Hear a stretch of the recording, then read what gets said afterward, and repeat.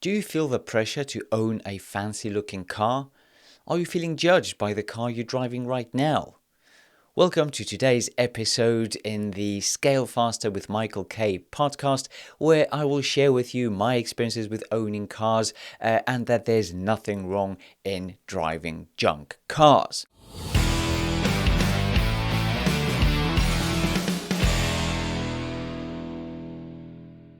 So, where are you right now? Well, possibly you feel that the car you're driving is not matching other people's expectations. Perhaps you are trying to find someone as a partner and you feel that the only way to do that is to have a glamorous and very shiny car. Potentially, you feel that your customers are judging you and that they might not do business with you because of the car you own. All of those were the questions I used to have and struggle with, but luckily I managed to overcome all of those fears. So initially, my first car was a Vauxhall Tigra. It is a small car, or used to be. I don't think you can get them anymore. Maybe you can find them in a museum. They were called the hairdressers' cars because hairdressers loved them. They were small, very nippy, and I quite enjoyed it. It was a very, very nice car. Now, I bought this car for £650 and it was as low as it gets. Before I bought this car, though, it was just after I started my business, and I just thought, well, if I'm going to customers, I have to make the right impression, and it has to obviously start with a nice looking car.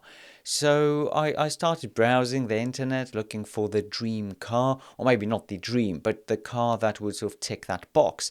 And I looked at a Mercedes and I just thought, yeah, this is what I need. It will really sort of make me maybe not an authority, but you get the point. Like, at least no one will point fingers at me.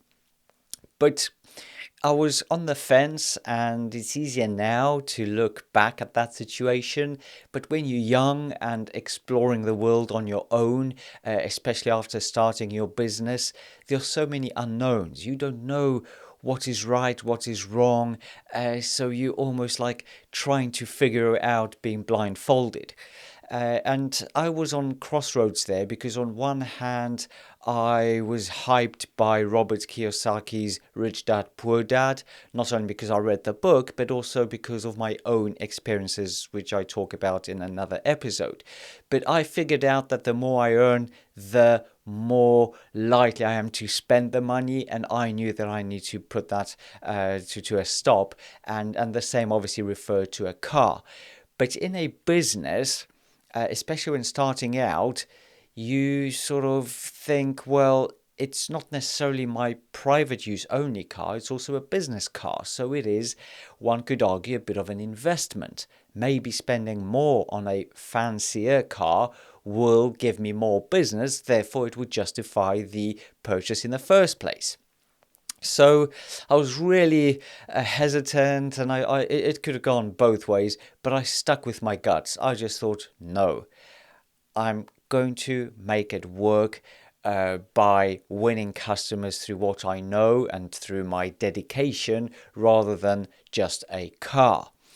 So that's how I looked at the opposite end, very cheap cars, and I found this Vauxhall Tigra, which in my opinion looks great. It looks like a sporty car. It's like a mini version of a Ferrari, one could say, and I really liked it. It was my first car, so you can imagine the hype. I bought it in southeast London from a very dodgy person, but I liked the car and I just wanted it, so I went for it. It turned out that they must have been dealing drugs or doing some other stuff because I've been stopped a few times in that car. Once when I was dropping off my girlfriend late at night for a coach to one of the airports, and going around Victoria train station, I could see the police in my back mirror. And I knew they onto something. I took the shortcut because I knew there's this narrow road. They went straight, but then as soon as I came out the other end, they were again right behind me. And to get there, they had to deliberately turn right twice. So I knew that they're after me. And indeed, they stopped me. They asked me a few questions, asked about when I bought the car. And I think they figured out that I'm the new owner, not necessarily involved in what the previous owner or owners were involved in. So they let me go. Then on the motorway on the M4 going to Bristol, I was stopped again, and then a couple more times. So there must have been something dodgy going on there. Nevertheless, it was a wonderful car. It allowed me to do business, not because I used it predominantly for business, and that was actually a misconception. I didn't necessarily need the car. I cycled to my first place, and it was only a means of commuting. So it hardly ever happened that I turned up and the customer saw my car. In London, as you can imagine, finding car park spaces isn't easy. So the chances of turning up right in front of your customer's location are very slim. And that was exactly the case. So it didn't really matter what car I had. So my first car, £650. I then ran this car into the ground, not because of my handling, I'm very gentle with cars, but because it was a very old and tired car. So my next car was a Volkswagen Polo. This one was bought for £500, and I was coming out of Richmond Park in London, and I saw this car with this card inside saying for sale £500. It was almost like a no-brainer. I called the owner. I had sort of a viewing of the car and bought it straight away. As the same with my first car, which I had for around 3 years. This one I had for probably 2, maybe 3 years. And exactly the same happened, where it just ran its course. It was just too expensive to keep repairing. By the way, this is a point that many people talk about, saying, oh, if you buy an old car, you're going to spend a lot on maintenance, which is and isn't true. Yes, it might break down more often, but if you look into the amount you spent initially, which is next to nothing, then you can keep repairing the car very often for years before you get close to the amount you would have spent on a fancy looking car. We'll talk about the finances a bit later anyway, but just to sort of give you a glimpse into my thoughts about maintenance. The other thing is that with these cheap cars, parts are much cheaper. If you had equivalent fancy car and the same faults, something wrong with the engine, the repairs would have been adequately more expensive. So across the board, you are spending less. So with this Polo, again, great car. It does what it says on the tin. 4 wheels, steering wheel, engine, roof on top. Gets me from A to B, no problems at all. And that is what a car predominantly is for. This one, again, I scrapped. It just wasn't worth repairing anymore. And then my third car was a Vauxhall Astra diesel, this time £650 again. I knew the engine wasn't quite right because it was running a bit rough. Nevertheless, it's what you get in terms of the investment, 650. It had me running for another 2 years, maybe 3, I don't remember exactly. But over all those years, I only spent, as you can see, just under £2,000 for a car. Yes, on top of it have maintenance, but as just mentioned, any car will cost you annual services, MOTs, and everything else.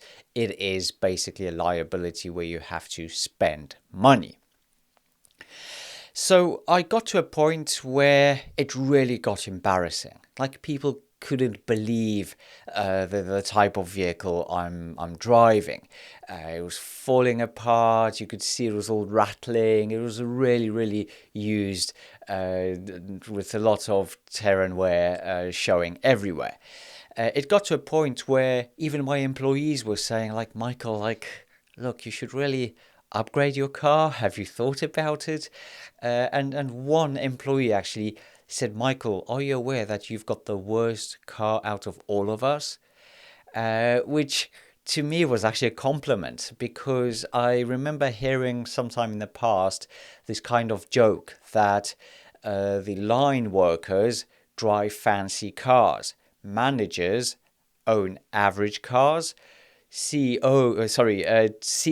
or top level senior managers, they cycle to work, whereas the CEO jogs to work.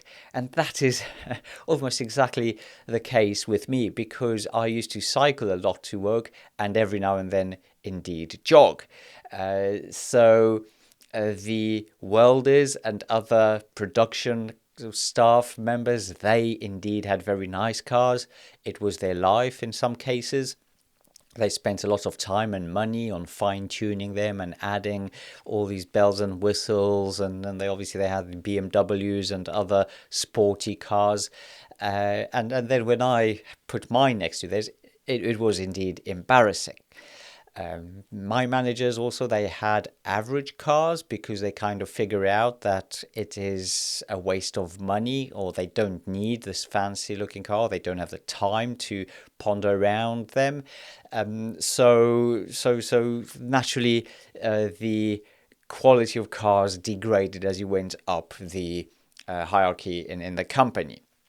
So when he said this, I was like, okay, I kind of fit that picture, where indeed I jog to work sometimes and predominantly cycle.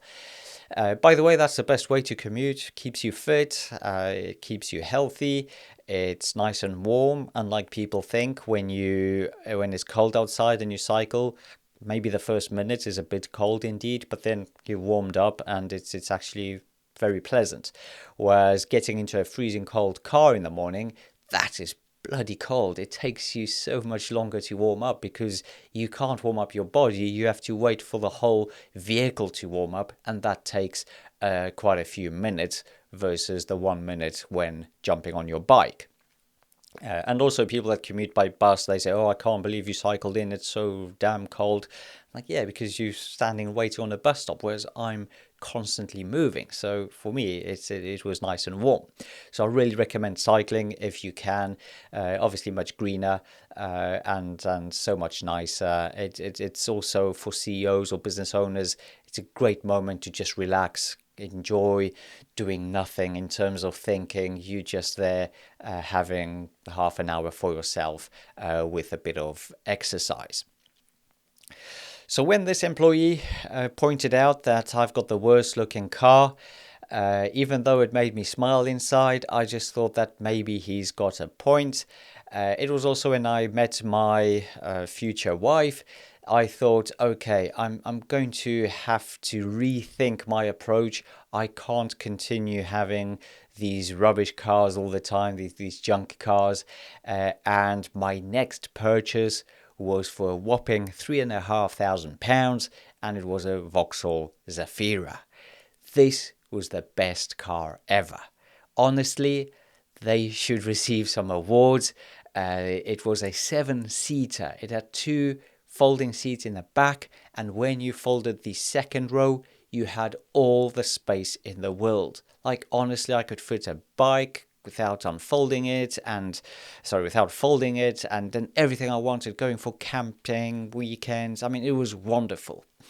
A good example of how wonderful this car was a situation when during COVID we started manufacturing plastic protective screens, and our marketing lady, she wanted to deliver one of the orders personally because she wanted to obviously record some content for social media.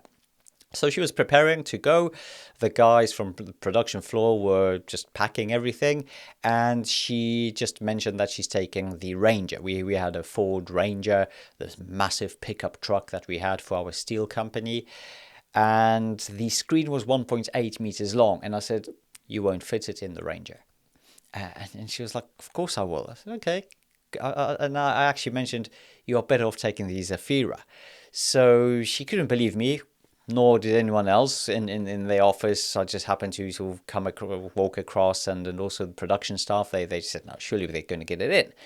But I knew it because I tried taking it once with my bike, and I couldn't get my bike on the pickup. So I knew that 1.8 simply won't fit flat, and with a pickup, you are very limited. It can't go into the cab because it just won't fit there.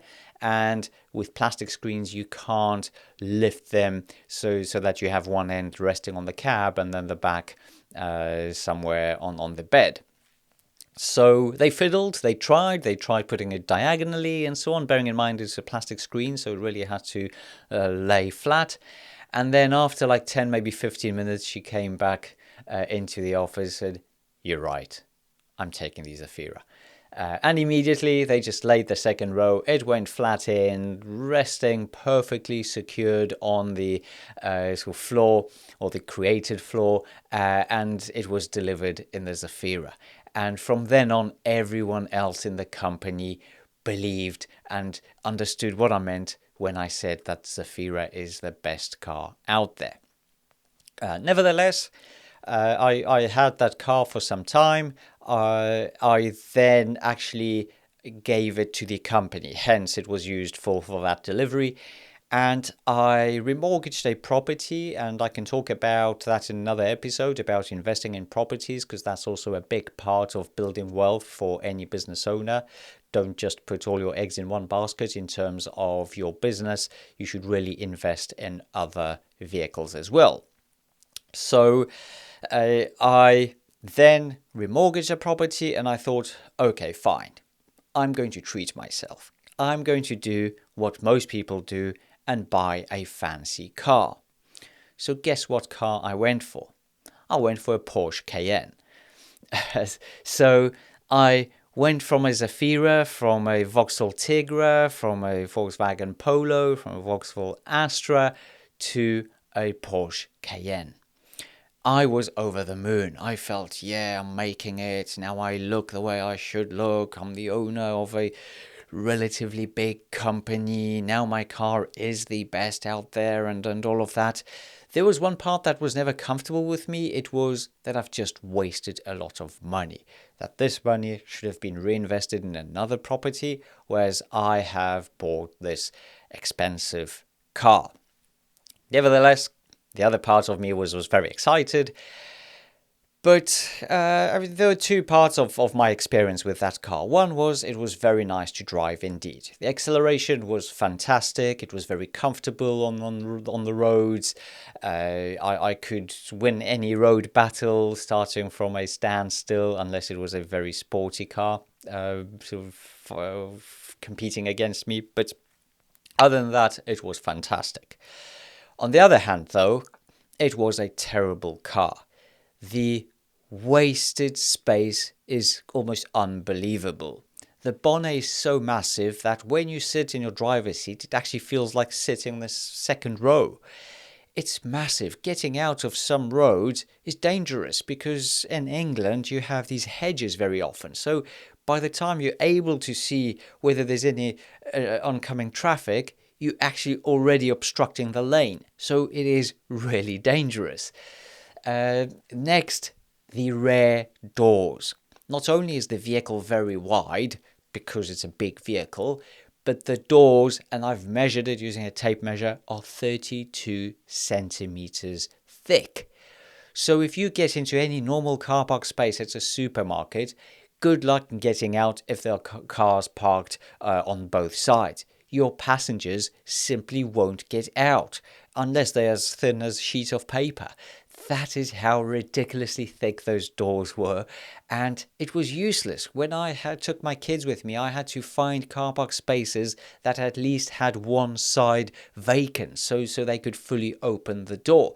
Bear in mind, those doors were quite small, therefore you really had to open them wide in order to somehow wriggle your way out. So that was a nuisance. Also with my bike in the Zafira, I could just chuck it in as it went, whereas here I had to take off not only my front tire but also my rear tire and really fiddle it in. Then obviously being at a fancy car, each time the tire touched one of the sides, like, oh no, good, oh no, it's probably lost 500 quid in value now because it's a bit dirty. So a lot of things to worry about. And then the final straw was when we were going for a weekend camping and I couldn't fit the camping gear inside. I could easily fit it into Zafira without folding the rear seats at all. It has a massive square boot, so it's just so easy to fit things. Whereas here in this Porsche, it was massive on the outside, but on the inside, there was less space than in the Zafira. And that was it. In my mind, I knew that it's time for change. So my next car is the car that I also really like. I'm not sure how I would place it with the Zafira because of the investment. It's still quite an expensive car, but it is a Mercedes V-Class. So it's like this people's carrier. It's also very good. I mean, I really enjoy it. There are a few things I don't like. I think the whole menu and so on has been probably... it's a result of many iterations throughout the years. It's just so not user friendly. It's difficult to describe, but if you have this kind of car, you will understand what I mean. But it's very difficult to find various options and to understand what the menu in front of you does versus the one on the dashboard. They're not connected, so it is a bit tricky. Nevertheless, it is a very good car. It's also my mobile office, as I call it. I have a desk there and a chair. I often work from there. I can drive to an airport with some very nice views, open up my laptop, sit inside a warm, cozy vehicle and have spectacular views outside. For kids, it's wonderful. There's lots of space. Going on holidays, we can pack everything we want and there'll still be spare space. We can fit 4 bicycles, 2 adults, 2 kids into it without folding it, without taking off any wheels, just as they are, chuck them in with plenty of space on top of it. And when you think about the exterior dimensions, the car isn't as big as it looks. It's actually smaller than the Porsche Cayenne. It's unbelievable, but it is. It's just the fact that it's more of a cube that creates all that extra space. So, whereas in the Cayenne, the boot has this kind of, it has like a chamfer. It's cut. Obviously, it's made so it looks nice, but that cuts out a big chunk of the available space inside. So that's my journey in terms of cars, and I will be sticking with these kind of vehicles. The people carriers, they're wonderful for what I do. I'm very active. I do a lot of running or interiring, so I have to change clothes. I sometimes work inside the vehicle. So it is a multi-purpose vehicle without taking too much space. It also has sliding doors, which means that you can park very close to other cars. So doesn't matter whether there are cars parked next to you or not. You can easily get out, and it's a really good all-rounder for probably what most people need. Now, I'm not saying you go and buy the same car, although a part of me says yes, that is the most logical choice you can have. But going through this experience, I really want to sort of feed back to you that owning a fancy car is not a must. There's nothing wrong in having a junk car. I know there's a part of you that's screaming, I want to look good, I'm judged by others and so on. But just take a step back from that. Just think, where is that coming from? Why do you feel that way? Is it because it is the truth, like people will really judge you based on the car? Or is there something to do with your ego? Maybe you don't feel valued. Maybe there's something going on there. And that is what I do in my Stand Back to Grow Mastery course, where I help people go through something called discovering your thing. Because when you understand who you are and why you exist here on planet Earth, all of those fancy things become meaningless because you uncover your purpose, your mission. And with that knowledge, with that drive in following your destination, the car is just a tool. It won't be the thing that you absolutely must have to make yourself feel better. So really don't put that pressure on yourself. Even if you think that that is the case, it's not. I know some very wealthy people who drive also mediocre cars. They don't spend their money on fancy cars just because they have to show to everyone else that they are successful. They have reached, I would say, the ultimate level of success where they themselves know they are successful and they don't have to prove it to anyone else. They are just comfortable in their own skin. They are comfortable and where they are. They are happy, and you can see it just by looking at them that they are squirting with this joy, and a car is just there as a tool. Now, when it comes to finances, if you are tricked into buying a car, especially if you're young, you will be screwed for many, many years. So honestly, don't go down that route. Don't feel the pressure of having a fancy car to prove to your friends, to your family, to your partner that you've made it. Because if you haven't, then what's the point of pretending? It's like you're cheating yourself. So just be okay with owning a junk car. When you buy a fancy car, it will cost you tens of thousands. Even if it's a used car, it's tens of thousands.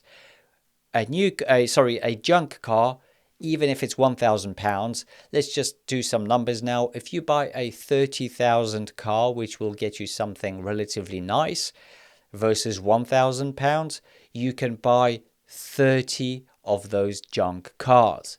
Imagine 30 cars. I call them junk, but they're actually not as junk as the word would suggest. They are perfectly fine cars. They get you from A to B.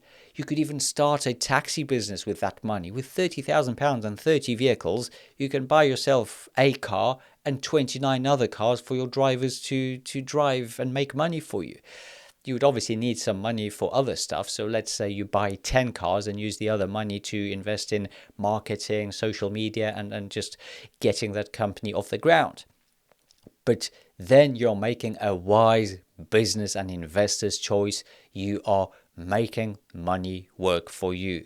Whereas the fancy looking car, yes, it might tickle your ego somewhere, but it won't make you money. Moreover, it will lose money. If you buy a car for £30,000, well, after a few months it will depreciate, therefore the value will go down to 28,000, maybe 26,000. So as you can see, you are losing money.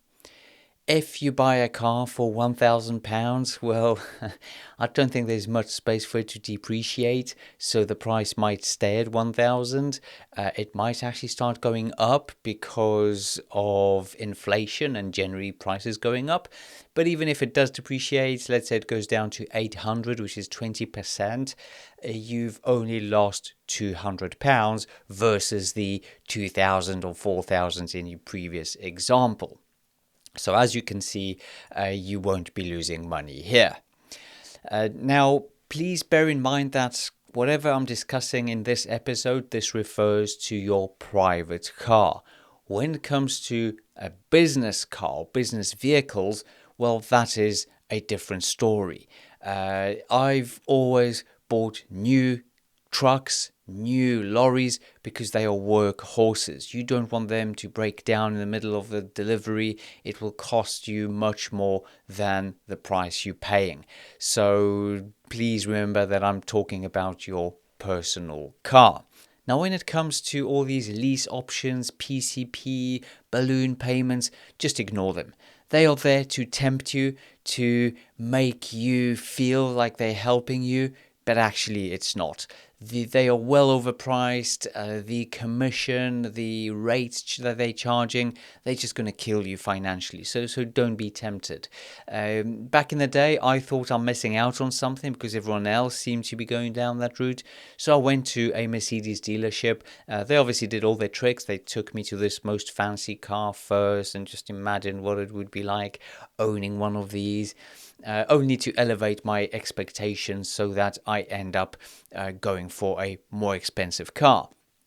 So I chose a car. I don't remember exactly what it was, but it was something that kind of was okay, maybe not super fancy, but would do the job.